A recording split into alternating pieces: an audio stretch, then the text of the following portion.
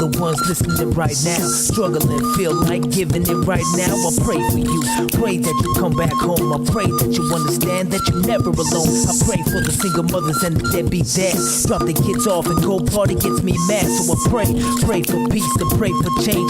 Keep on praying when everything stays the same. And I pray for the pastors and all of the churches and those who cry like song following hearses. I pray for you, pray for the sick and the poor. Pray for the rich man who don't give to the Lord. And I pray for wisdom, and I pray for power, and I pray for being ready in the final hour, and I pray for those who keep judging ministry, and I pray for my friends and my enemies. Yeah, come on.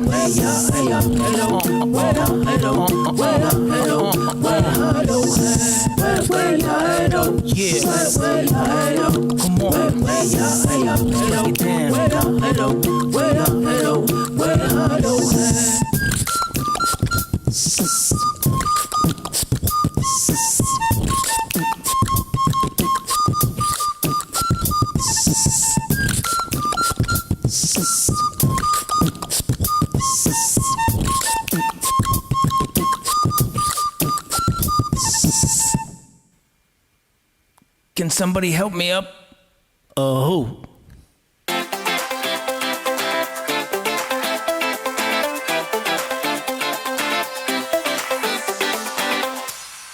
Good afternoon and welcome to NMAC's closing native plenary session entitled Foundation Stones to Building the EHE Effort in Indian Country. Welcome, honored guests, to our 2021 USCHA. I hope you've had a great conference. I am Christopher J. Paisano, Indian Country Coordinator for NMAC. But first, the necessary details. Christopher J. Paisano Yunisha, Kintlachitni Nishlin, Tosotni Bashachin, Tachitni Dashache, Hatbono Hano Dashanale, Ado Kwaed Sehonsoete, Do Oakland, California, Nasha. How did we choose this topic for our closing plenary? On August 3rd, 2020, NMAC held a virtual listening session to learn directly from Native representatives from Indian Country and Native Alaska on the challenges from Native America around HIV prevention efforts. This was done to educate NMAC on how Native peoples were addressing the ending the HIV epidemic. What came out from the report was Rise Proud 2.0. In reading the Rise Proud 2.0 Indian Country Virtual Focus Group report, what stuck out from the participants were the need for building blocks around infrastructure. Ending the HIV epidemic requires everyone to be active participants within and outside their communities to address the many themes our Native participants brought up. The group highlighted meaningful data collection, accurate HIV medical information, HIV-related stigma reduction, and internet access as necessary building blocks for helping Indian Country to end the HIV epidemic by 2030. And people, that's only 9 more years. President Biden's infrastructure bipartisan framework bill, now signed into law, is a $1.2 trillion piece of legislation that is meant to invest necessary funding into current and future infrastructure investments. Specifically, Indian country is mentioned in the president's bill around investment for tribal and rural communities to access clean drinking water and wastewater infrastructure. There is to be a major investment in high-speed internet. So many of our tribal communities do not have this 21st century essential building block for telemedicine and communication needs. I myself am lucky because I live right next to the road where internet access is just across the street. But 2 miles up the canyon, nothing. No hopes for telemedicine. And that's true mostly across the Navajo Nation. This Native Institute is meant to highlight not only the needs for community building blocks for infrastructure that communities outside our tribal lands take for granted, but is meant for tribal governments, state partners, tribal and Native serving health organizations to address and push for these essential building blocks if Native America is to be a true partner for ending the HIV epidemic by 2030. And as I said, that's only 9 more years away. COVID-19 has taught us that the virus and that all viruses do not respect political or social boundaries. They don't. COVID and HIV has changed human activity and lives in ways we never could have suspected. HIV and health educators understood, first, how to protect communities until the arrival of the COVID vaccine. Sadly, despite the 40 years plus of HIV being in all communities, it took COVID for the rest of the world to catch up on the deadly effects that human viruses can have. And here we are. Native communities understood that protecting our elders and those who are immunodeficiency compromised was the first action we had to take. The rural community of Kayenta, Arizona, on the Navajo Nation here, was the initial center for COVID. The Kayenta population experienced stigma probably for the first time in their lives, experiencing what so many of those living with HIV experience every day, and that is stigma. Again, it took another virus to open minds to what stigma does. On this note, I am pleased to present 2 wonderful speakers and teachers who will address these infrastructure building blocks within Native communities. Laura Oropeza Platero, Executive Director from the Northwest Indian Health Board, will speak directly about the needs for accurate data collection by Native and non-Native organizations. The challenge is understanding what's happening within our communities. The challenge is taking control of data collection efforts that respect our Native culture while addressing the ever-present medical mistrust in our Native communities. Annette Hubbard, harm reduction activist from Ninilchik, Alaska, will showcase how Alaska Natives are providing solutions to the challenges of living in Alaskan rural areas. The Alaska Native Tribal Health Consortium is making outstanding progress around telemedicine by actively reaching the rural populations, seeing patients, prescribing medications such as PrEP, and providing HIV and STD testing through the mail. I'm calling on the rest of Native America to learn how ANTHC is providing outstanding health despite being rural. Our Alaskan brothers and sisters are being true partners around HIV prevention. I hope you will be inspired listening and learning from Laura and Annette. Please reach out to them if you want to learn more. So Laura, take it away. Yat everyone, my name is Laura Platero and I am a citizen of the Navajo Nation and Executive Director of the Northwest Portland Area Indian Health Board, and I will be talking about the work to end the HIV epidemic in Indian Country. We can end the HIV epidemic in Indian Country by focusing our efforts in 3 areas. First, we must focus on education, advocacy, and mobilization. Second, we must increase the capacity of medical teams. And third, we must increase access to care. Starting with education, advocacy, and mobilization, we have to talk about funding.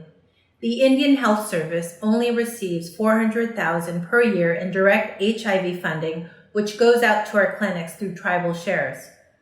IHS competes for an additional $5 to $10 million annually through the Minority HIV/AIDS Fund, which supports national level programming. These funds are not enough to end the HIV epidemic in Indian Country. There must be a commitment to increase base funding for HIV if Indian Country will truly be a part of the EHE effort. We need our tribal leaders to lead this effort and make HIV a top priority along with other health issues in their policy and funding advocacy. One area that has been harmful to EHE in Indian Country is the misclassification of American Indians and Alaska Native people in HIV data. I will also refer to American Indians or Alaska Natives as Native people or our people.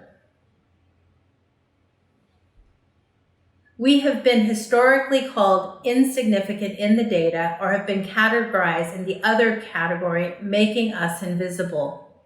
This is absolutely unacceptable. There are systemic reasons that we are undercounted, and most data on American Indians and Alaska Natives should be assumed to be an underestimate. Collection of correct data is critical.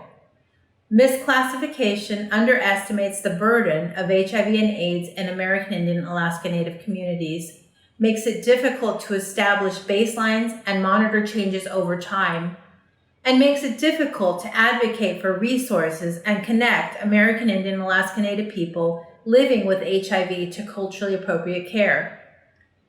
Data linkages in all states are extremely important to understand the undercounting of HIV and AIDS in our communities. At the Northwest Portland Area Indian Health Board, we have a project that improves state data by linking it to IHS data. While this is a fix, this is not the solution. The data must be entered correctly at the first point of contact, and we must continue to educate and train every professional and all personnel in the importance of and how to collect data, and not to assume anything, including race, sexual orientation, and gender. Second, I want to address increasing capacity of medical teams. With increased funding, we can provide training and materials regularly for multiple layers of medical team engagement. Providers are critical, of course, but with relatively high vacancies and turnover rates, clinical pharmacists have become a backbone of HIV services. This is especially true with the new push to roll out PrEP as a standard service, even in small rural primary care clinics.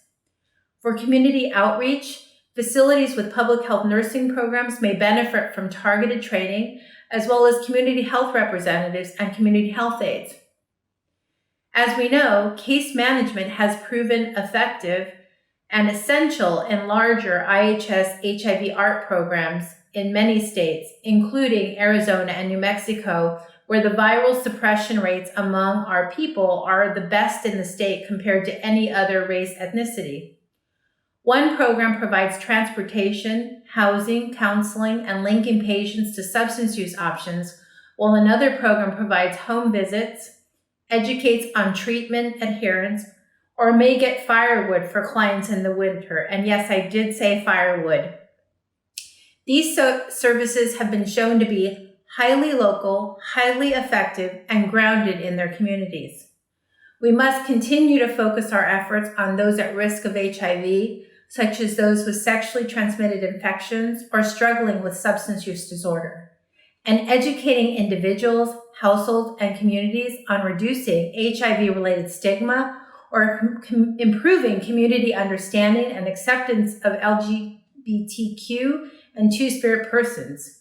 These medical and non-medical teams and federal and tribal programs can join forces to provide preventative and curative services both within facilities and in their communities is being redefined after the hard lessons learned in the COVID-19 pandemic. So necessity and feasibility of eliminating HIV will have to be made clearly and respectfully by using compassion as a tool both with our medical teams and our patients. Third, we must increase access to care. Increasing quality and access in a system that is chronically under-resourced requires new ways of working.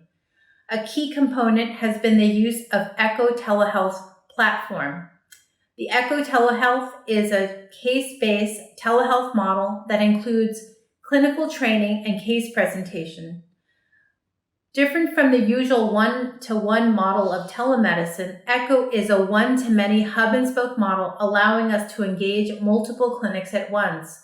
It allows our small team of specialists to provide the knowledge and support for primary care clinics across Indian country to treat patients in their community rather than send them out for referrals that can be over 100 miles away. The Echo platform started as a collaboration with the University of New Mexico and was replicated by the Northwest Portland Area and Health Board and other tribal entities. In the past few years, these clinics have provided over 1,000 patient consultations on complex conditions such as HIV, hepatitis C, and TB, and expanded into many other topics. We are also looking at ways to enable remote consultations and increase care with the new post-COVID normal. These could include patient-to-provider consultations at a local facility or a provider in another state who knows Indian country and PrEP, SUD, or HIV care. This interconnectedness can help fill chronic gaps in care. To do this effectively means knowing culturally what approaches might be most suitable and knowing what limitations the clinician probably has locally, such as limited access to complex laboratory or imaging services. We are exploring other areas, including new testing options and how to best make them available in the right situations and at scale. Ending EHE is impossible without new partnerships. Case management and telehealth became essential elements of the response to the COVID-19 response to get support to our most rural patients and clinics. We can build on these technologies and on-the-ground community outreach to improve our care for HIV and succeed at EHE goals. In addition, these programs can become a source of surge capacity in times of outbreaks, disasters, and other emergencies.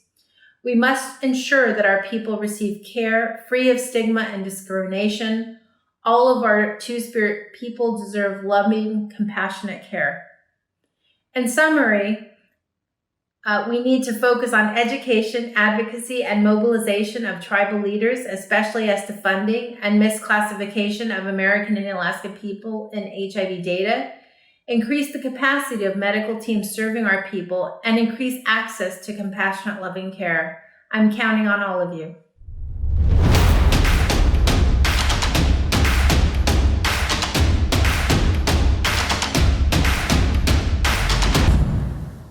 I just knew that the reason Natives are the most underserved is because we're not speaking up.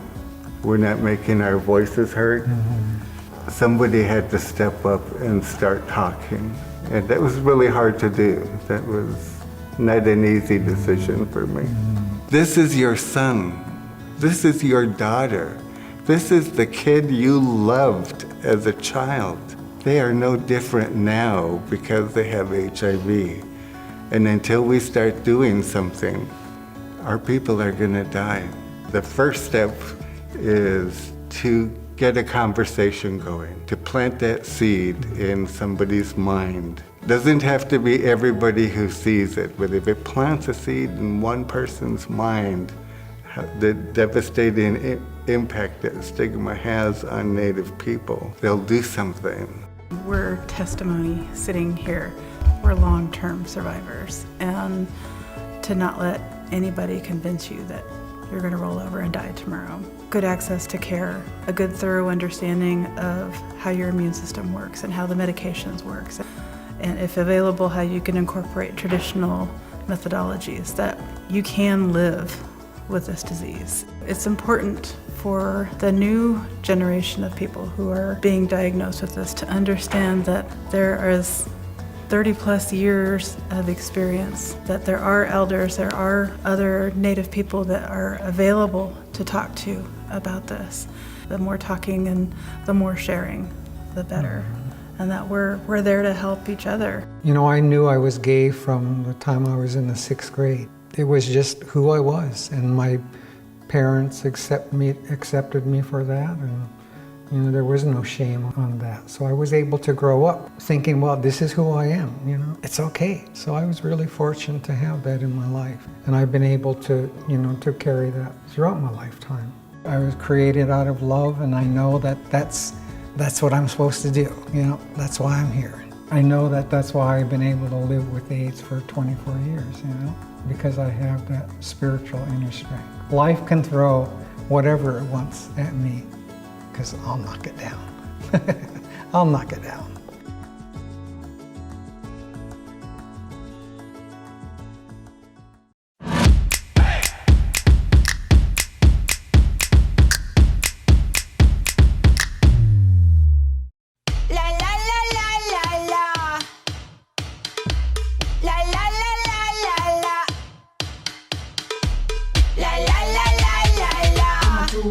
Como tú ansa, la la la la la la. Como tú ansa.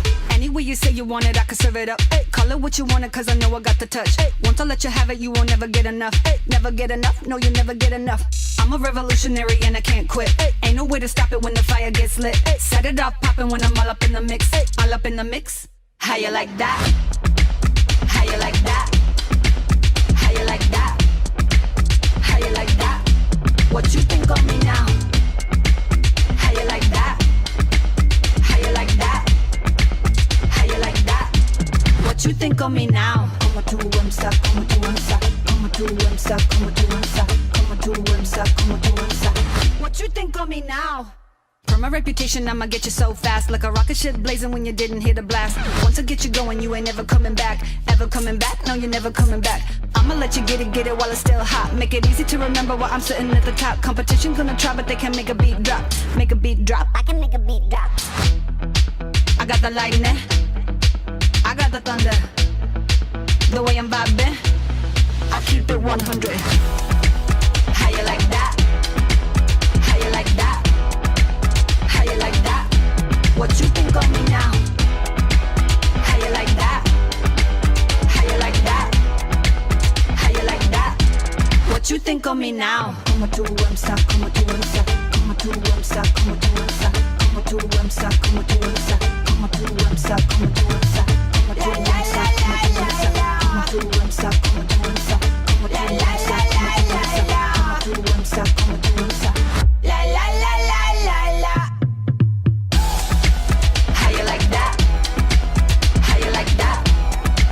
How you like that? What you think of me now? How you like that? How you like that? How you like that? What you think of me now?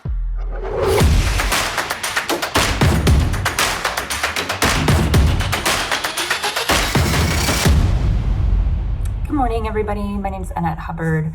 I am a case manager for a medication for addiction program on the Southern Kenai Peninsula in Alaska. I'm also an ECHO team hub member for the Alaska Native Tribal Health Consortium, Substance Use ECHO, and an ECHO team hub member for the University of Alaska Anchorage. I also am part of the Drug User Health Team for the National Alliance of State and Territorial AIDS Directors, where I help facilitate the Pacific Northwest call, the Plains Territorial call, and I facilitate the tribal call as well. And that call is hosted on the second Wednesday of every month from 10 to 11 a.m. Alaska time. So I'm not sure what time that is in your area. I also have done work for the National Harm Reduction Coalition on why we need harm reduction in tribal communities. And so if you go to YouTube and Google or search harm reduction, Annette Hubbard, tribal communities. You can view that video on YouTube. Today I'm going to talk about telemed, harm reduction, HIV services, telemed in Alaska. And Alaska has a very extensive, accessible telemed services. And so there's not really, to the best of my knowledge, telemed services that you can't really access in Alaska. And I really speak of that truthfully and as somebody who's personally used telemed services through the IHS health system. So I just, something that comes to mind is the Iditarod started because of a serum run years and years ago. I can't remember the exact dates, but, that's how back in the day there was the influenza run, serum was ran from Anchorage to Nome. And if you have read the news, reading the news during COVID, there were some nurses that were doing COVID vaccines via sled dog and planes. And in Alaska, we still deliver healthcare via planes and sled dogs and snow machines. And sometimes that doesn't get to happen because we have things like weather holds. Patients don't always get to travel because they don't get to make it out. Pilots, we have things, this morning it's 10 degrees outside, it's snowing, there's going to be no flights today in the region that I live in. Planes don't get to de-ice, it's just not going to happen. So we rely on telemed at that point to be able to connect with our patients to deliver them care. And the HIV team in Anchorage relies on telehealth to be able to connect with their patients in Bethel, to be able to deliver and follow up care to make sure patients are taking their medications, to make sure that patients don't need access to any other additional care coordinations and things like that. They rely to be able to train providers in their local community to be able to deliver care locally. So that patients aren't having to leave their local community, don't have to leave their families, leave their jobs, leave anything, so they can stay in their home communities and take care of their families while they're while they're receiving treatment for things.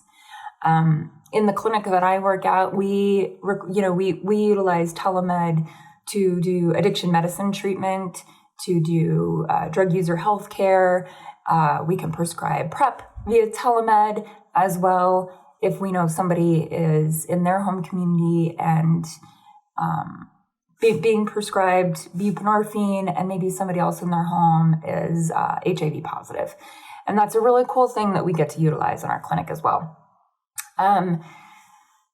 Our tribal health organization, Alaska Native Tribal Health Consortium, has a website called www.iknowmine.org. And we've done a lot of education through our ECHO to talk about the services. And so something that's really cool about iknowmine.org is that you can order harm reduction kits, so safe injection kits, naloxone, condoms, educational materials, HIV testing kits, STD kits as well, testing kits. And those kits are delivered to your front door. And so you can get all the testing or safe injection or Narcan delivered to your house and never have to leave. They're discreet, confidential, and they're there. And you never have to leave, and nobody ever has to know, and they're very confidential, and people love them. And so they're so popular that we can't get them right now, and we've done a great job on educating. Clinics have them all around Alaska, and they're used. And so that's another option that's available via telemed. You can just go to the website and get them delivered. They're available in Juneau, Bethel, Nome, Fairbanks, and a village called Utqiagvik, formerly known as Barrow, which is way up north. It's the northernmost point. So telemed's available in Alaska. The internet's available all over Alaska. You can pull them up on your cell phones and be available. You can access a medical appointment just by pulling up on your cell phone with your provider as well, and trying to make that a little bit more available to patients. So they don't always have to go to the clinic. Medicaid expansion is a popular topic as well, so that patients can get more access to medical appointments with their providers. I think that, we can continue to expand services. Data collection is extremely important, and I know that a lot of tribes don't necessarily want to do that. And sometimes that can be a difficult topic, maybe to bring up with a patient. But if we don't continue to do data collection, then, the expansion of services within our tribal communities, making telemed more available is going to be difficult, because we're not going to know who we need to serve and what areas and regions aren't having access if we don't know where our service gaps are. So finding out, where our health disparities are,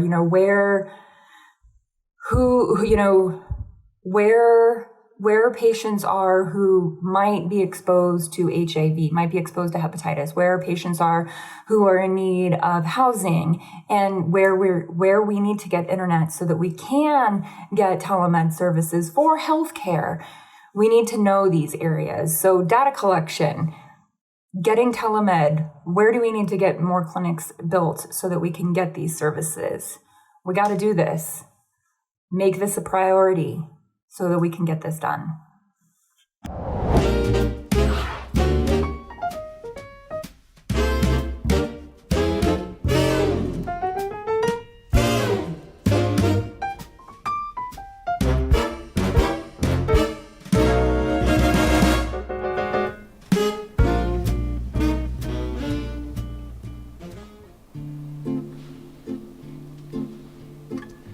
Okay, girls, you got that one pretty easy. So let me give you a hard one.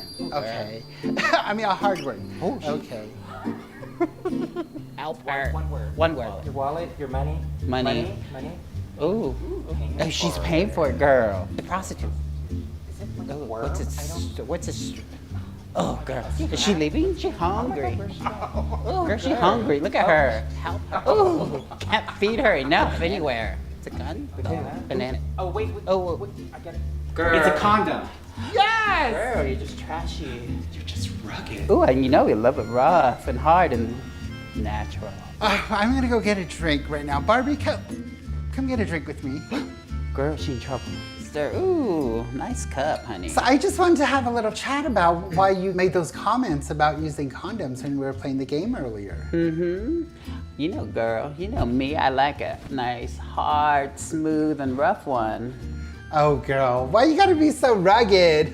Well, it's important that we understand that we should be able to use condoms when we're having anal sex or oral sex, just to keep ourselves safe. Oh, girl. With all the chemicals down my throat. Oh, I know. People often say that, but, those chemicals are safe. And there are also other options to use to keep yourself safe as well. It's important that we begin to talk about safer practices for our people, of utilizing condoms in order to keep us safe, but also in order to keep our relatives and friends safe. It's very important as well that we also have these open and honest conversations, not only with our friends, our relatives, or those that we might want to hook up with, because better informed people make better informed decisions.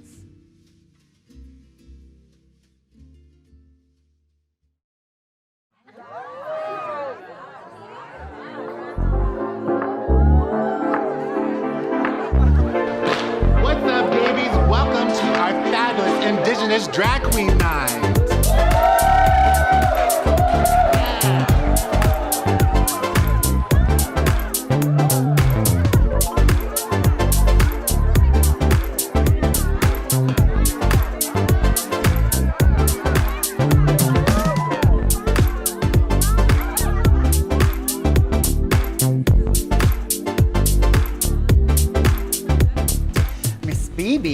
suspect you had unprotected sex, it might be a good idea to get tested. Girl, do you think I'm trashy and dirty?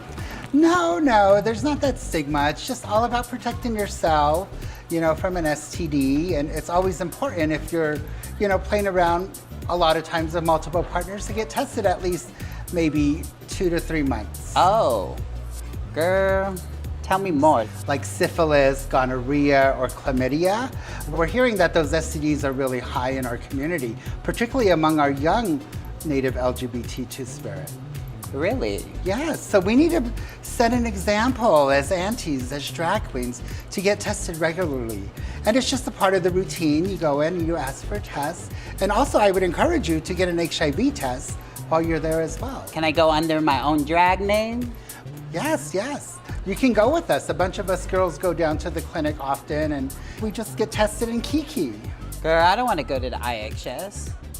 You might run into Etta over there. Just sick of her. Miss Etta can't be disclosing your patient information publicly. She's just a nosy one. We just got to remind her that she's not able to do that, and she may get in trouble for it.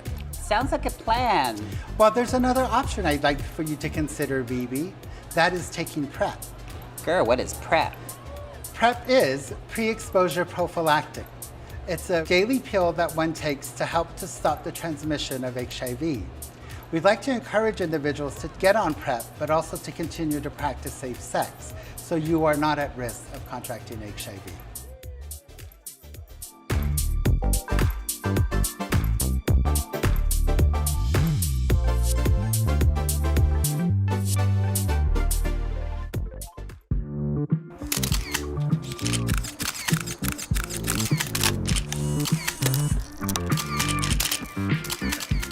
Melanie Moore from the Navajo Nation. I'm Linda Lakes from the Chickasaw Nation. I am Buffalo Barbie from the Navajo Nation. Hi, I'm Say Chanel from Norman, Oklahoma. I'm Shawnee Ponca Oto and Lakota Sioux. My name is Eartha Quake, and I'm from the Navajo Nation. Native people should feel empowered about their sexual health because knowing your status is liberating. Because sex is beautiful. Sex is not shameful. Because it's beautiful. Life is beautiful, sex is beautiful. Because sex is love.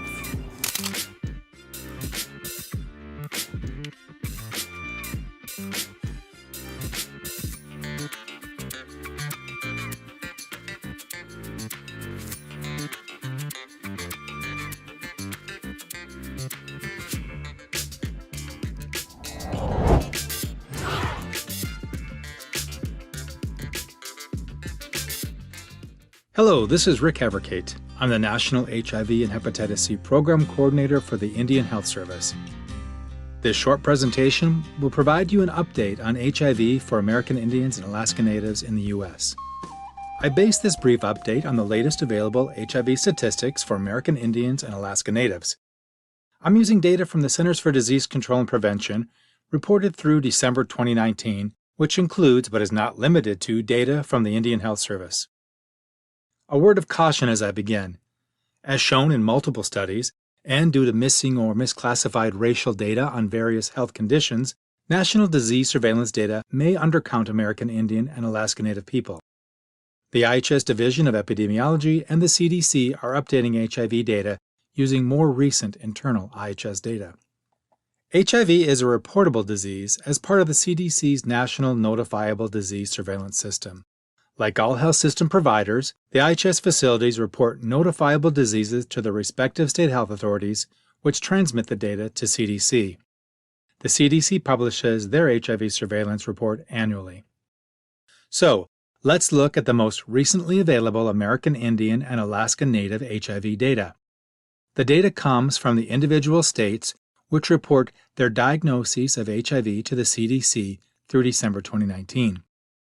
Once the states transmit their HIV data, the CDC's National Center for HIV/AIDS, Viral Hepatitis, STD, and TB Prevention collects and analyzes the data and makes it available to the general public.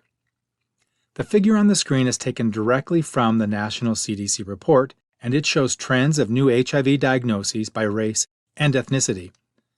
This graph you see is not fully inclusive of all races in the U.S. For this slide, I've zoomed into a smaller chart of racial groups with lower rates of new diagnoses, and that explains why it does not include all racial and ethnic groups in the U.S. To access the full report, you can scan the QR code on the screen using your smartphone. Although we see some slight variations from year to year, we consider the new HIV diagnoses trend from 2014 to 2018 as stable. The HIV diagnosis rate is approximately 8 per 100,000 for American Indians, Alaska Natives, compared to 5 per 100,000 for whites. Remarkably, in this report, we see that the death rate among American Indian and Alaska Native people living with HIV in 2018 is 30% lower than it was in 2014. The American Indian and Alaska Native death rate has been lower than the white rate for the past 2 reporting years. We cannot infer any causation on a national scale.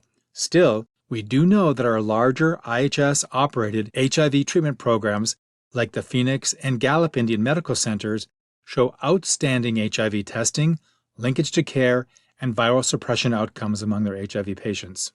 Because our smaller IHS, tribal, and urban Indian health clinics often referred their HIV patients to specialty clinics outside the Indian health system for treatment, it's challenging for our systems to keep track of their individual cascade of care. Next, let's look at the HIV transmission mechanism among American Indian and Alaska Native people in 2018. The CDC data shows that the majority, or 84%, of the reported HIV diagnoses in American Indian and Alaska Native people were among men. Most of the documented HIV transmission among these men was male-to-male sexual contact, accounting for 75% of new diagnoses. The second most common transmission route is injection drugs combined with male-to-male sexual contact, accounting for 15% of new diagnoses.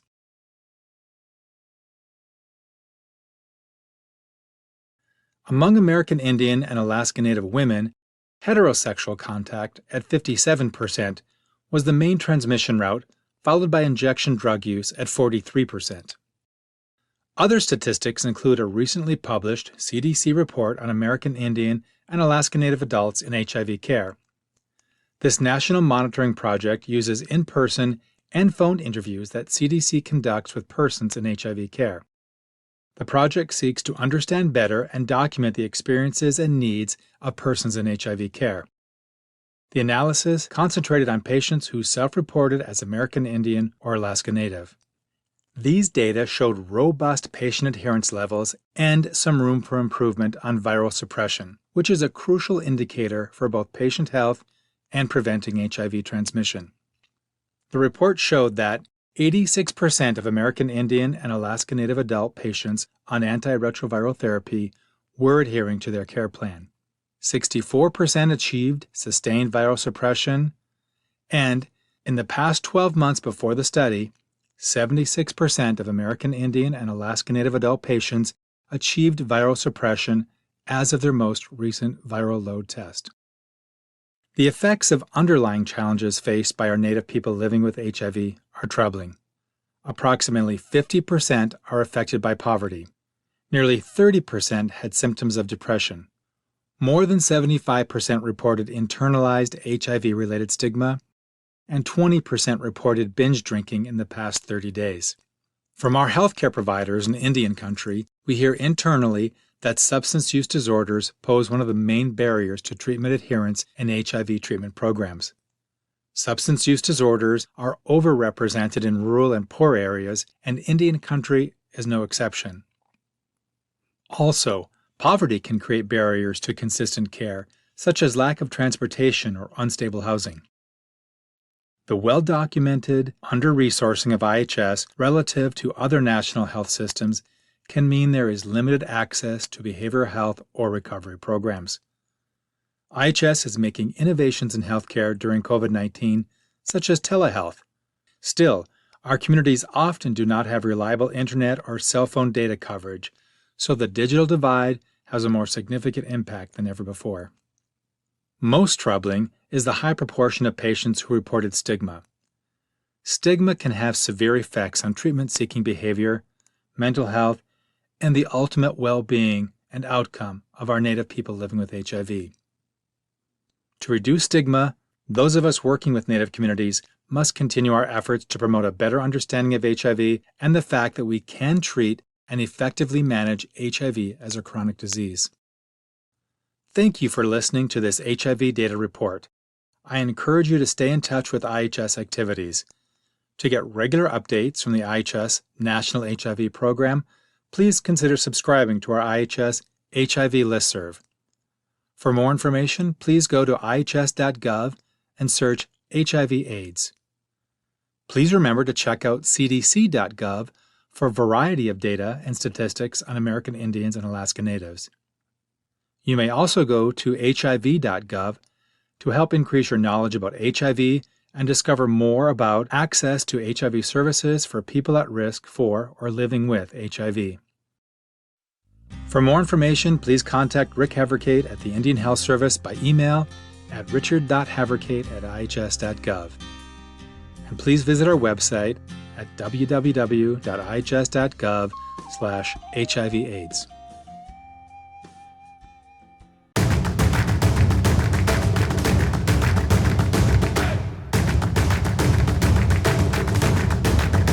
Hello, my name is Nicholas Lewis, a council member for the Lummi Nation and the chairman of the Northwest Portland Area Indian Health Board.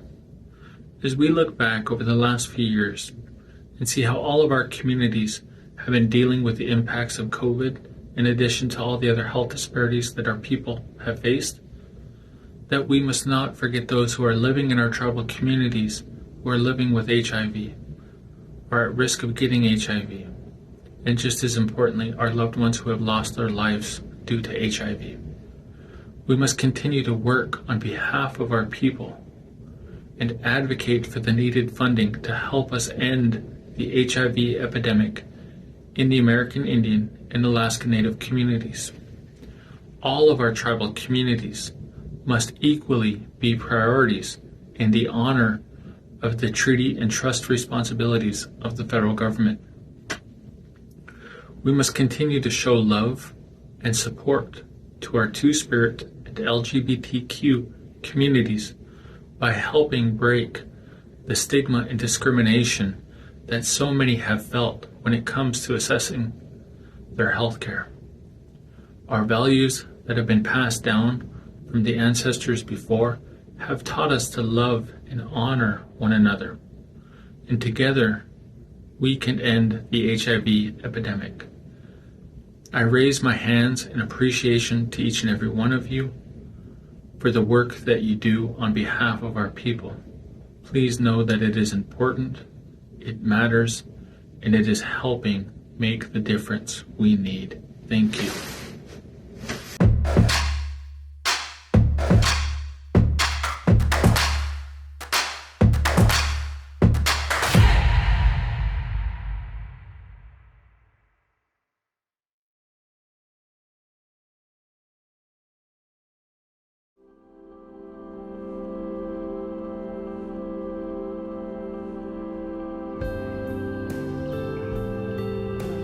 I roller skated my entire life. I got skates when I was 6 and I put them on my feet and it was like I was born with them. Growing up on the reservation, there's not a lot of pavement, it's all dirt roads. So mostly I'd go to churches and I would just do circles in their parking lots. I can't imagine what people would think when they drove past like this little native kid just skating circles in a parking lot. It must have been pretty pathetic, but I just loved it. I didn't care, it was fine.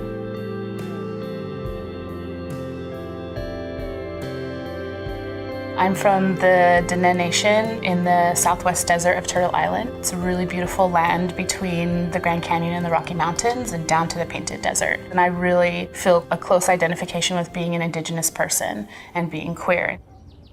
I didn't grow up with the terminology to identify who I am in the world. I didn't have the term Two-Spirit yet. I didn't have the term Indigiqueer. I didn't know how to say what I was. Two-Spirit felt like the only thing that was attached to indigeneity. And so I was like, okay, I'm Two-Spirit. Like that made me feel really proud. I grew up on the reservation that's pretty conservative. Definitely having feelings of I don't fit in, you know, like you have to do the normal things of having a boyfriend, but being really uptight and all of my friends being like, I don't understand why you're like this. Even my doctor, feeling surprised that I hadn't had sex or I wasn't sexually active. And I didn't know what to say. All I knew was it just grosses me out and I don't want to do it and I don't want to get pregnant and get stuck here. That was always running in my head. Don't be a statistic. Go to university, get out, do things in the world. I was closeted working in the Indigenous community when I first lived in Portland. It felt very dangerous to come out, or I would be othered in some way. I drew a line and I didn't talk about my personal life. And my boundaries were so tight that nobody knew me. And so, I didn't intend to be closeted at work. People assumed I was straight, and it made me feel nervous to say, I'm not, but I don't know how to talk about that. So there's all these heavy things happening in my life, and I was doing good work, but it was hard. My boss gave me some tickets to a roller derby game. It had a light show and music and these flashy players with big personalities, and they were roller skating, and I was like, well, I can do that. And then they were hitting each other, and I was like, I can definitely do that. And I went and tried out. And I got there at tryouts, and it was like a sea of white faces. And I was like, I don't know if I can do this. But I put on my skates, and I was like, well, I'm really good at skating, so I'm just gonna go for it. So I joined roller derby, and then I was in this super queer roller derby world, which was wonderful. My roller derby name was Mick Swagger. Mick Swagger! Being in the roller derby community, it was very easy to identify how I wanted to identify and be embraced by my friends. And so I started to really relax, okay, I have a community. It just felt freeing, and I started dating people and just felt much more confident in who I was. Because I had a high profile as a skater, I played on Team USA. I was known as the only Native American that played high-level derby. I knew that wasn't true, but that's what people perceived. When I went to the World Cup, I just had this disconnect because I just felt a huge amount of imposter syndrome in that team. When all the nations lined up and we were walking in, and I saw all these brown faces from all of these countries in the world, and I was like, I want to be on an Indigenous team representing Indigenous nations across Turtle Island. That would make me feel proud. So I built it. We wrote a mission statement for Team Indigenous, and we took a team to the World Cup. It sparked a worldwide movement. As I traveled around the world, I started feeling more comfortable with my identity, and I moved back here with my partner. Bonnie and I really have connected quite a bit talking about land and our relationship to land. We put a lot of work and nourishment into the soil and into what we're growing, because that's going to come right back to us and back to our community. My partner is transitioning medically. I go with Bon to all of their appointments. When we first went to doctors, I was like, I just want you to know that I'm interviewing you. It is not the other way around. Being able to be a part of that process and advocate for them has meant that I can also have strength to advocate for myself. Now that health professionals use the correct pronouns and know more about treating trans folks and gender nonconforming folks and just actually consider those things in our health, I think my relationship with the healthcare industry is changing, it's growing. When I think about indigiqueer, I think about being really political. I feel prompted to speak out quite a bit, and I also feel confident to do that. And the people around me learn a lot through it, and we all just kind of keep bolstering each other up and keep moving forward in a way that feels like we're helping our community.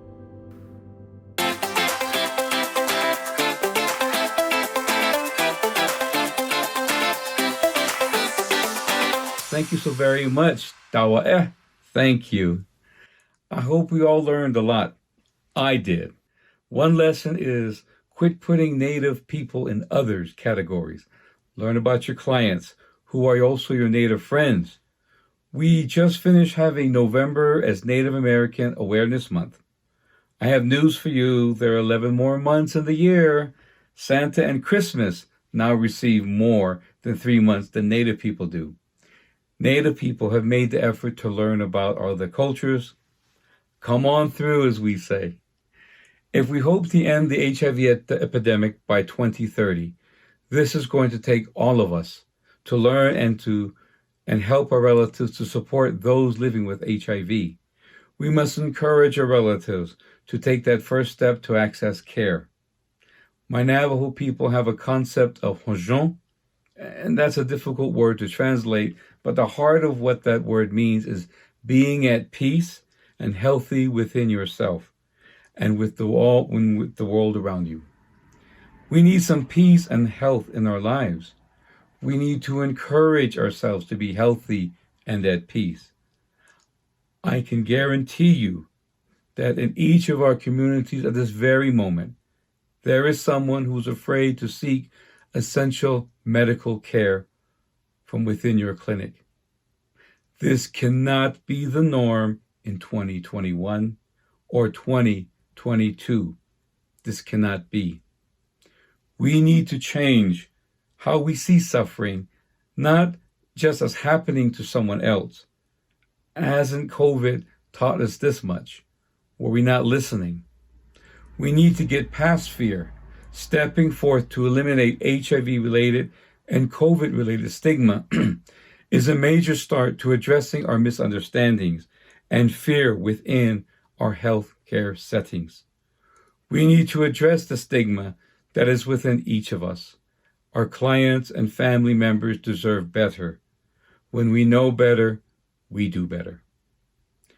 There are many resources I hope that you all have access during this year's USCHA. NMAC and our partners are still here to help. If you want to learn more about Escalate, NMAC's HIV-related stigma reduction training, Sierra's website at nmac.org. Visit our friends' website at nihb.org and www.anthc.org, the Northwest Area Indian Health Board, and the Alaska Native Tribal Health Consortium websites. A special thank you to Savannah Jean and Kurt Begay from the National Native HIV Network for helping NMAC putting together our closing Native Institute, our plenary. A great partnership in action with great respect for tribal communities and those working for a healthier world without stigma.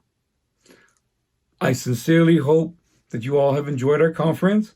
We couldn't see you this year in DC, but we have our prayers that we will see you together in San Juan, Puerto Rico next year.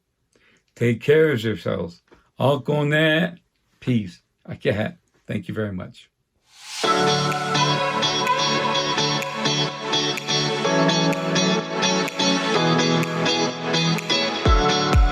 Thank you for joining us for the 2021 United States Conference on HIV and AIDS. We hope that you had a valuable experience, and we'd like to take this time to thank our sponsors once again for making this year's conference possible. Gilead, V Healthcare, Janssen, Merck, Thera Technologies, Broadway Cares, and our media sponsor, Smart and Strong. We'd also like to thank our NMAC staff and board of directors for making this year possible. Mark your calendars now for the 2022 United States Conference on HIV and AIDS. For the first time ever in San Juan, Puerto Rico, October 8th through the 11th of 2022. The website will be ready in February of 2022. We hope to see you there. Hello from Puerto Rico. I'm Joey Pons, a long-term survivor who has been living with HIV for 33 years. And I'm honored to be the co-chair for the host committee for USCHA 2022. We would love to give you a warm welcome to the United States Conference on HIV/AIDS 2022 on our beautiful islands of Puerto Rico. Please join us by getting your registration early and booking your trip. So if you can, stay with us a couple of extra days so that you can enjoy our many breathtakingly beautiful beaches, idyllic mountains, lush forests, and centuries-old historical sites. Leading with race, nos vemos en Puerto Rico.